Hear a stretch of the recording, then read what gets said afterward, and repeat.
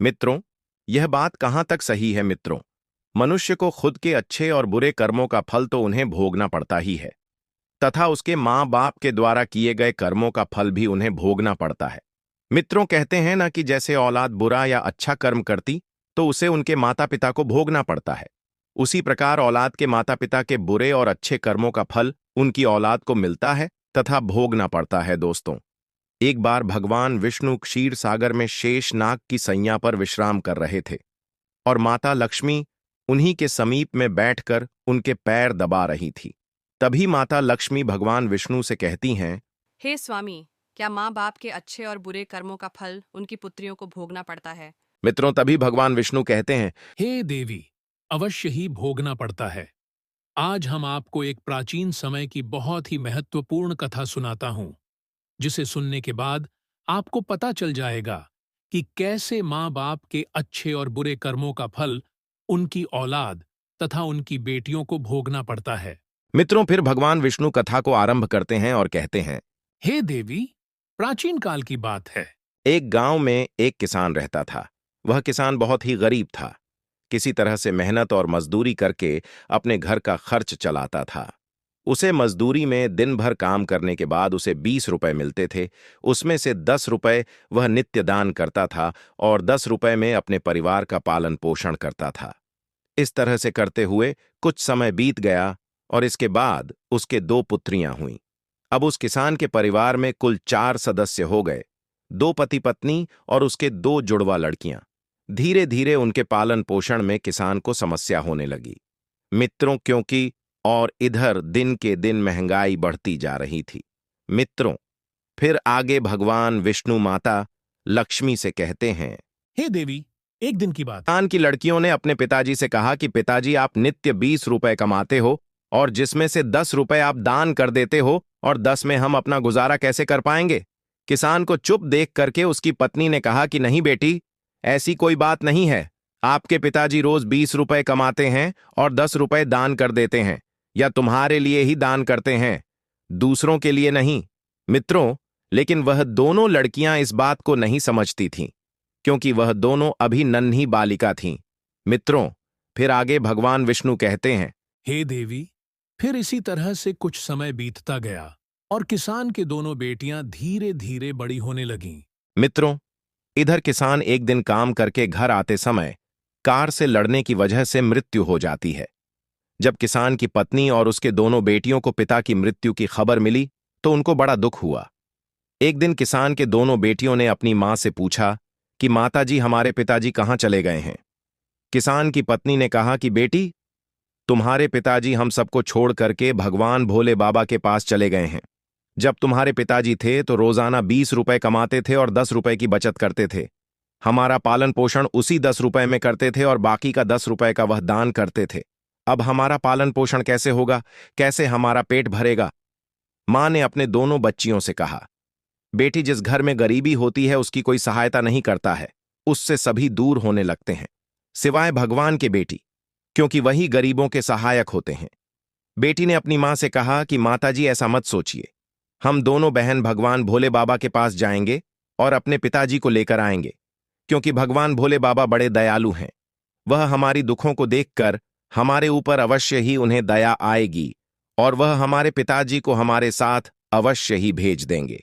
मित्रों, फिर आगे भगवान विष्णु कहते हैं, हे देवी, वह नन्ही बच्चियों की बात पर उसकी मां ध्यान नहीं देती है। मित्रों, एक दिन की बात है कि किसान की पत्नी अपनी दोनों बेटियों को घर पर छोड़ करके गांव में किसी काम के लिए चली गई और उधर जो उसकी दोनों बेटियां थीं, वह दोनों बहन आपस में सोचने लगीं, क्यों ना हम कैलाश पर्वत पर भगवान शिव के पास चली जाऊं और अपने पिताजी को वापस लेकर के आऊं।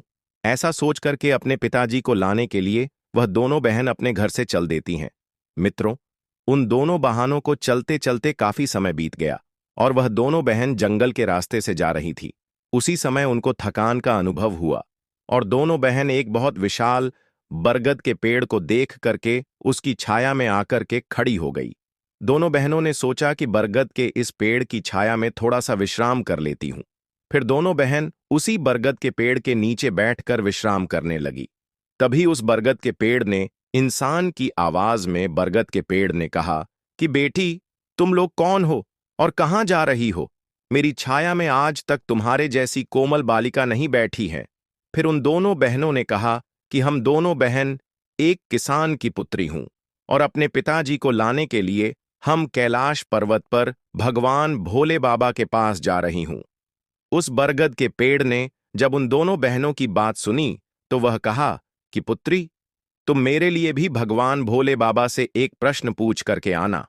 और बरगद का पेड़ कहने लगा कि मैं कई वर्षों से यहां पर लगा हुआ हूं, लेकिन मेरा एक भी पत्ता जमीन पर नीचे नहीं गिरता है और ना ही मेरी डालियां कभी सूखती हैं। मैं कितने वर्षों तक और यहां पर खड़ा रहूंगा? मैंने अपने पूर्व जन्म में ऐसा कौन सा पाप किया है जिसके कारण से मुझे इस योनि से मुक्ति नहीं मिल पा रही है? इसका कौन सा कारण है? तब उन दोनों बहनों ने कहा कि ठीक है, हम भगवान भोले बाबा से तुम्हारा यह प्रश्न जरूर पूछ करके आएंगे मित्रों।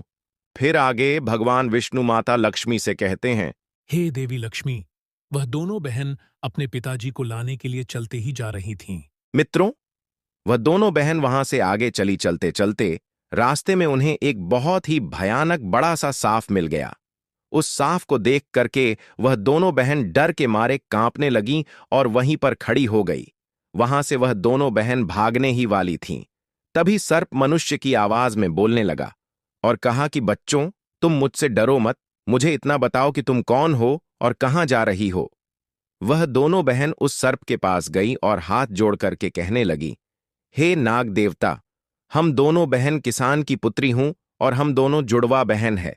हम दोनों कैलाश पर्वत पर भगवान भोले बाबा के पास अपने पिताजी को लेने के लिए जा रही हूं। उस सांप ने कहा कि बच्चियों, तुम भगवान भोले बाबा से मेरा एक प्रश्न पूछ करके आना। मैं कई वर्षों से यहां पर पड़ा हुआ हूं, मेरे से अब चला भी नहीं जाता। मेरी शरीर में अब इतनी जान नहीं है कि मैं थोड़ा सा भी चल सकूं। मैंने अपने पूर्व जन्म में ऐसा कौन सा पाप किया हूं जिस कारण से मुझे इस योनि से मुक्ति नहीं मिल पा रही है? इसका कौन सा कारण है? तब उन लड़कियों ने कहा, ठीक है, हम भगवान भोले बाबा से तुम्हारा यह प्रश्न पूछ करके जरूर आऊंगी मित्रों। फिर आगे भगवान विष्णु माता लक्ष्मी से कहते हैं, हे देवी, इतना कहकर के वह दोनों लड़कियां आगे चलने लगीं। फिर चलते चलते रास्ते में उन्हें एक सेठ जी मिले।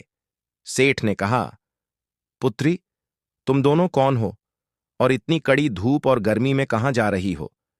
देखने में तो तुम बड़े ही सुकुमारी और कोमल लग रही हो। उन लड़कियों ने कहा कि हम दोनों सेठ जी एक किसान की बेटी हूं और हम दोनों सगी जुड़वा बहन हूं। हम दोनों कैलाश पर्वत पर भगवान भोले बाबा के पास अपने पिताजी को लाने के लिए जा रही हूं। उस सेठ ने कहा कि तुम भगवान शिव से मेरा एक प्रश्न पूछ कर आना। फिर वह सेठ कहता है, हे पुत्री, मैं चलते हुए राहगीरों की प्यास बुझाने के लिए कई सालों से यहां पर एक कुआं खुदवा रहा हूं, लेकिन इसमें पानी अभी तक नहीं निकला है। मैंने अपने पूर्व जन्म में ऐसा कौन सा अपराध किया था जिस कारण से इस कुएं में अभी तक पानी नहीं निकला है? मैंने इसमें बहुत सारे पैसे भी खर्च कर दिए हैं, इसका क्या कारण है? उन लड़कियों ने कहा, ठीक है सेठ जी, हम भगवान भोले बाबा से तुम्हारा यह प्रश्न पूछ करके जरूर वापस आऊंगी। मित्रों, आगे भगवान विष्णु माता लक्ष्मी से कहते हैं, हे देवी, इतना कहकर के वे दोनों लड़कियां वहां से आगे की ओर चल दी। और चलते चलते रास्ते में उन्हें एक बहती हुई नदी मिली। फिर धीरे धीरे दोनों बहन नदी के किनारे पर पहुंची तो उस नदी से एक मछली निकलकर उनके पैरों के पास आ गई और कहने लगी, हे बालिकाओं, तुम कौन हो और कहां जा रही? तुम दोनों बिना नाव के ही क्यों जा रही हो? तब उन्होंने कहा कि नाव में बैठने के लिए हमारे पास पैसे नहीं हैं, क्योंकि हमारे जो पिताजी थे वे नित्य 20 रुपए कमाते थे, जिसमें से 10 रुपए रोजाना वे दान कर देते थे और 10 से हमारा पालन पोषण होता था और किसी तरह से हमारे घर का गुजारा होता था। अब हमारे पिताजी घर पर नहीं है, वे भगवान भोले बाबा के पास चले गए हैं, इसलिए हम दोनों बहन उनको लाने के लिए कैलाश पर्वत पर भगवान भोलेनाथ के पास जा रही हूं। मित्रों, फिर आगे भगवान विष्णु कहते हैं, हे देवी, उन बच्चियों की बात सुनकर के उस मछली ने कहा कि बच्चियों, तुम भगवान शिव से मेरा एक प्रश्न पूछ करके आना। कई वर्षों से मैं इस नदी में भटक रहा हूं। मेरी 7 पीढ़ियां गुजर गई हैं, परंतु मैं अभी तक इसी नदी में रह रही हूं। मैंने अपने पूर्व जन्म में ऐसा कौन सा अपराध किया था जिसके कारण मुझे इस योनि से मुक्ति नहीं मिल पा रही है? इसका क्या कारण है? तब उन लड़कियों ने कहा, ठीक है, हम भगवान भोलेनाथ जी से तुम्हारा यह प्रश्न जरूर पूछूंगी और वापस आते समय तुम्हें बता करके जाऊंगी। इतना कहकर के वे दोनों लड़कियां वहां से आगे बढ़ी। चलते चलते दोनों नदी के दूसरे किनारे पर पहुंच गई। दूसरे किनारे पर जब वे पहुंची तो देखा कि एक मरा हुआ व्यक्ति वहां पर पड़ा हुआ है। दोनों बहन उस मरे हुए आदमी को नाक करके जब जाने लगे तो वह मरा हुआ आदमी चिल्लाने लगा और कहने लगा कि बच्चियों, तुम कौन हो, कहां जा रही हो? उन लड़कियों ने उसकी आवाज सुन करके कहा कि हम एक किसान की पुत्री हूं और हम दोनों जुड़वा बहन हूं। हम दोनों बहन कैलाश पर्वत पर भगवान भोले बाबा से अपने पिताजी को लेने के लिए जा रही हूं। उस मृतक आदमी ने कहा कि तुम भगवान भोलेनाथ से मेरा एक प्रश्न पूछ करके आना। मेरा शरीर कई वर्षों से इस नदी के किनारे पर ही है। कभी पानी का लहर आता है तो मेरा शरीर नदी के अंदर चला जाता है, लेकिन वापस नदी के बाहर निकल करके किनारे पर फिर से मेरा शरीर आ जाता है। ना तो मेरा शरीर गलता है और ना ही सड़ता है। इतने सालों से जैसे का तैसा ही है। मैंने अपने पूर्व जन्म में ऐसा कौन सा पाप किया था जिसके कारण मुझे इस शरीर से मुक्ति नहीं मिल पा रही है, और इसका क्या कारण है? उन लड़कियों ने कहा, ठीक है, हम भगवान भोलेनाथ से तुम्हारा यह प्रश्न पूछ करके जरूर आऊंगी। मित्रों, फिर आगे भगवान विष्णु माता लक्ष्मी से कहते हैं, हे देवी। इतना कहकर के वे दोनों बालिकाएं वहां से चलने लगीं। मित्रों, वह चलते चलते दोनों बहन कैलाश पर्वत पर भगवान शिव के पास पहुंच गई और हाथ जोड़ करके भगवान भोलेनाथ को दोनों बहन प्रणाम किया और कहने लगी कि हे भोले बाबा, मेरे पिताजी कहां पर है? जब हमारे पिताजी घर पर थे तो वे रोजाना 20 रुपए कमाते थे और जिसमें से 10 रुपए दान देते थे और 10 रुपए में हम लोगों का पालन पोषण होता था।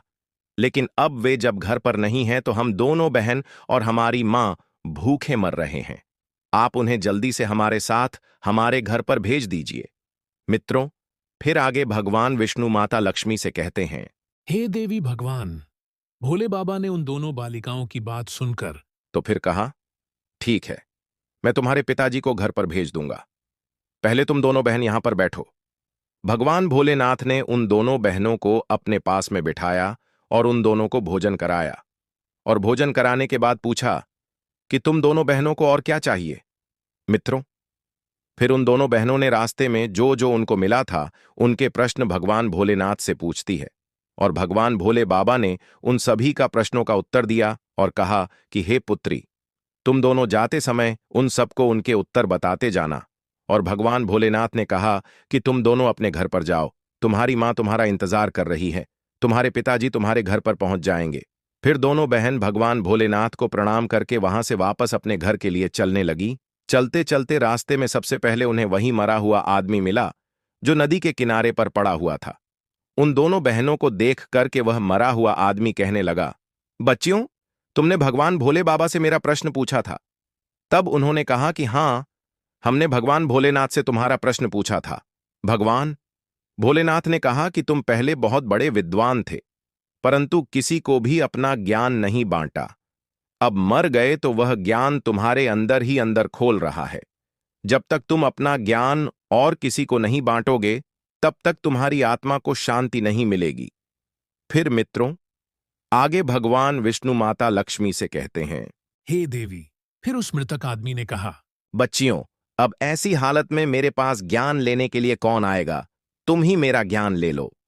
फिर उस मृतक आदमी ने दोनों बहनों को जितना भी उसके पास ज्ञान था वह सारा ज्ञान उन दोनों पुत्रियों को दे दिया, और ज्ञान देने के बाद तुरंत ही उसकी आत्मा को मोक्ष की प्राप्ति हो गई। फिर दोनों बहन वहां से आगे चल पड़ी। चलते चलते उन्हें वहीं मछली मिली। मछली ने कहा कि बच्चियों, क्या तुमने भगवान भोले बाबा से मेरा प्रश्न पूछा था? उन दोनों पुत्रियों ने कहा कि हां, भगवान भोलेनाथ से मैंने तुम्हारा प्रश्न पूछा था। उन्होंने कहा है कि तुम्हारे अंदर अमृत है। जब तक तुम इस अमृत को किसी को नहीं दोगी तब तक तुम ऐसे ही व्याकुल रहोगी।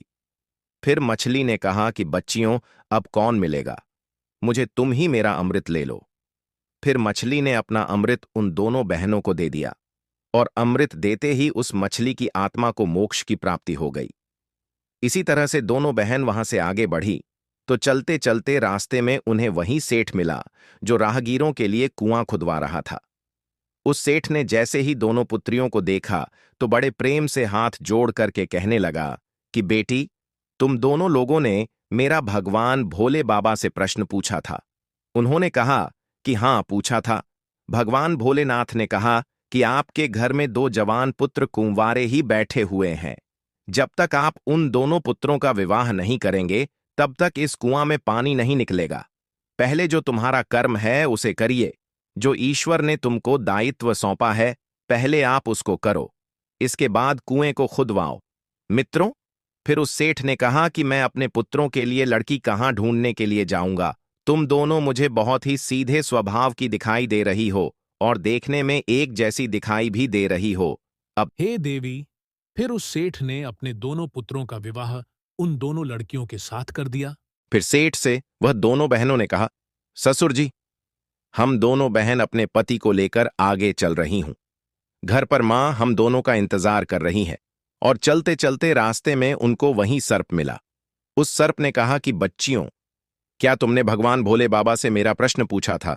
तब उन्होंने कहा, हाँ, पूछा था। भगवान भोलेनाथ ने कहा कि तुम्हारे पास जो नागमणि है, तुम उस नागमणि को धरती पर नहीं उगलते हो और ना कभी किसी को दान दिया है। जब तक तुम इस मणि का दान नहीं करोगे तब तक तुम्हारा शरीर ऐसे ही बना रहेगा। फिर उस सांप ने कहा कि पुत्री, मैं यह नागमणि अब किसको दूं? इस नागमणि को तुम ही ले लो। फिर उस सांप ने अपनी नागमणि को उन बच्चियों को दे दिया। दोस्तों, नागमणि को देते ही उस सर्प की आत्मा को मोक्ष की प्राप्ति हो गई। इस तरह से वे दोनों बहन अपने पति को लेकर फिर आगे चलने लगीं। चलते चलते रास्ते में उन्हें वहीं बरगद का विशाल पेड़ मिला जिसकी छाया में वे विश्राम करने के लिए बैठी हुई थीं। उसने पूछा कि बच्चियों, क्या तुमने भगवान भोले बाबा से मेरा प्रश्न पूछा था? उन्होंने कहा, हाँ, पूछा था। भगवान भोलेनाथ ने कहा कि पूर्व जन्म में तुम्हारा काम गुरुकुल में बच्चों को शिक्षा देना था। तुम्हारा पद एक गुरु का था, परंतु तुम उसके बदले में छोटे छोटे बच्चों से अपना काम करवाते थे, हाथ पैर दबावाते और उन्हें अच्छी तरह से शिक्षा नहीं देते थे। तुम पूर्व जन्म में बहुत बड़े विद्वान थे, परंतु तुमने उन बच्चों को शिक्षा नहीं दी। उन बच्चों के श्राप के कारण तुम हील-डुल नहीं सकते। तुम्हारे अंदर जो ज्ञान भरा हुआ है उसे किसी को दे देना, इसके बाद में तुम्हें फिर मोक्ष की प्राप्ति होगी। मित्रों, फिर आगे भगवान विष्णु माता लक्ष्मी से कहते हैं, हे देवी, उन दोनों लड़कियों की बात सुनकर उस पेड़ ने कहा कि मैं यह ज्ञान किसे दूंगा? तुम ही ले लो। फिर उस बरगद के पेड़ ने दोनों बहनों को अपना जितना भी उसके पास ज्ञान था सब दे दिया। जैसे ही उस बरगद के पेड़ ने उन दोनों बहनों को अपना ज्ञान दिया तो उसकी भी आत्मा को शांति मिल गई और वह उस पेड़ की योनि से मुक्त हो गया। फिर दोनों बहन अपने पति के साथ चलते चलते अपने घर पहुंच गई। जब दोनों बहनों ने अपने घर पहुंची तो किसान की पत्नी उनको देख करके बड़ी खुश हुई और कहने लगी, बेटी, तुम दोनों कहाँ चली गई थी और यह दोनों लड़के तुम्हारे साथ में कौन है? फिर दोनों बहनों ने जो भी उनके साथ घटनाएं घटी थीं वह सब कुछ अपनी मां को बता दी। फिर दोस्तों, आगे भगवान विष्णु माता लक्ष्मी से कहते हैं, हे देवी, अब उन दोनों बच्चियों को ज्ञान हो चुका था कि हमारे पिताजी वापस नहीं आ सकते, अब उनकी मुक्ति हो चुकी है। उनके पिताजी ने जो दान धर्म किया था उसका फल उन दोनों बहनों को भगवान भोले बाबा ने दे दिया। मित्रों, इस प्रकार से भगवान विष्णु ने माता लक्ष्मी को बताया है कि माता पिता के अच्छे और बुरे कर्मों का फल उनकी संतान को कैसे प्राप्त होता है और पूर्व जन्म के कर्मों का फल व्यक्ति को कैसे मिलता है और उसके पिता द्वारा किए गए पाप और पुण्य कर्म भी उसके बच्चों को कैसे मिलता है। मित्रों, उम्मीद करता हूं आप सभी लोगों को यह कथा और कहानी पसंद आई होगी। अगर आप लोगों को यह कथा पसंद आई हो तो वीडियो को लाइक करके, चैनल को सब्सक्राइब करके, कमेंट बॉक्स में जय श्री हरि विष्णु लिखकर बेल आइकन ऑल पर प्रेस कर लीजिए, जिससे आप सभी लोग जुड़े रहे प्राचीन कथाओं और कहानियों से। मित्रों, वीडियो को पूरा देखने के लिए आप सभी लोगों का धन्यवाद।